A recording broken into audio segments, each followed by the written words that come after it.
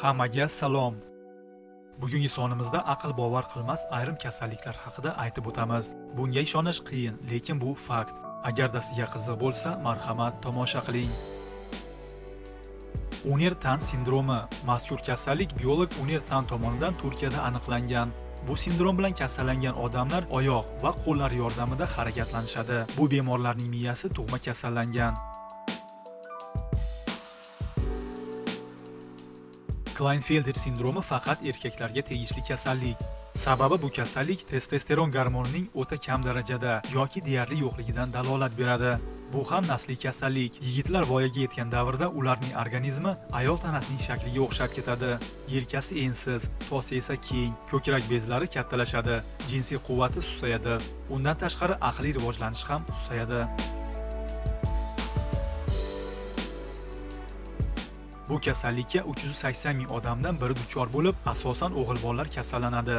Lyosha-Nikin sindromi qovug'da siydi kislotasini oshishasi bilan ishlab chiqarishga olib keladi.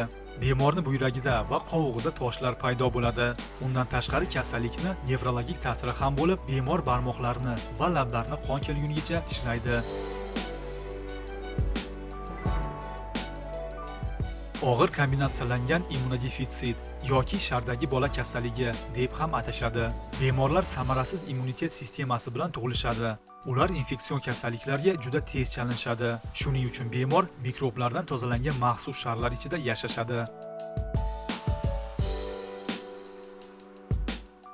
Pollen sindromi kam uchraydigan kasalliklardan biri hisoblanadi. Bu kasallik genetik mutatsiya bo'lib, bemorda ko'krak mushagining yo'qligi, qovurg'alarning yetishmasligi, emchagining va sut bezining yo'qligini kuzatish mumkin.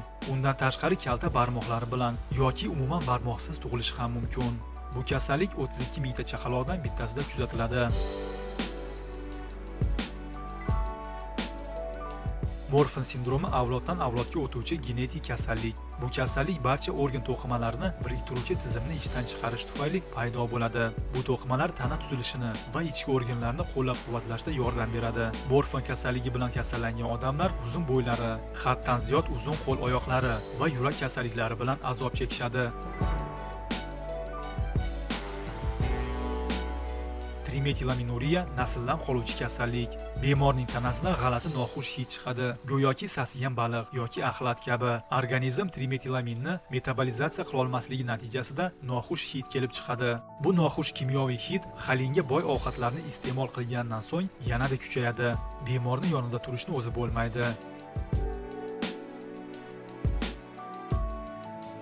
Ektradaktiliya ham genetik kasallik hisoblanadi.